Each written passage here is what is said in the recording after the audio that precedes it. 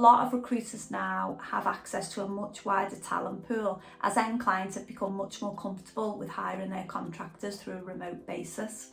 Obviously it's reduced cost in some ways for these end clients, whilst they've not needed to pay for office space, equipment and so forth.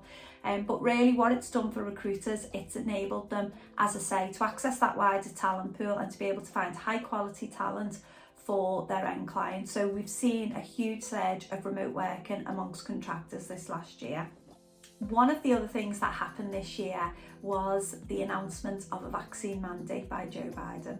So the president announced that any employers with more than 100 workers would need to make sure that all their workers were vaccinated, and if they weren't, that they conducted weekly testing on those workers. You can imagine the size of that burden on companies, and we've probably seen one of the biggest fight backs amongst the states that we've ever seen in history, and real unrest. And what we've actually seen is multiple states challenge the mandate, and as a result of those legal challenges, it's been halted. And we're expecting the federal administration to appeal that decision in the 11th Circuit. So watch this space. Things are changing around this all the time. So we closely monitor this and will continue to keep our clients updated. This year also, though, for the majority of the year, we had the travel ban, which was lifted on the 8th of November. There are still rules in terms of entry into the US. So one of those at the minute, and this could change by the time you watch this video, but you have to do a PCR test to go out, a PCR test to come back.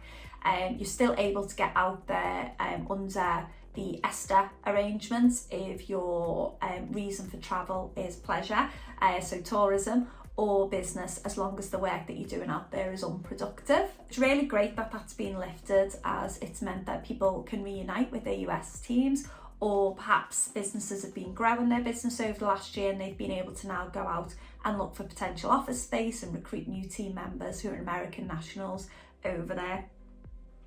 One of the big impacts as well that we've seen is the wait times for visas.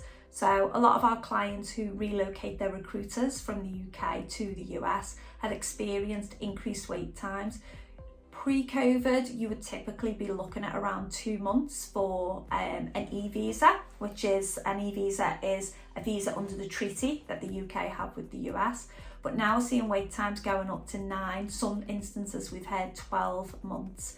And the reason for that is because there needs to be a face-to-face appointment, and obviously they weren't taking place for a very long time last year, and so the embassy in London are still working their way through a backlog.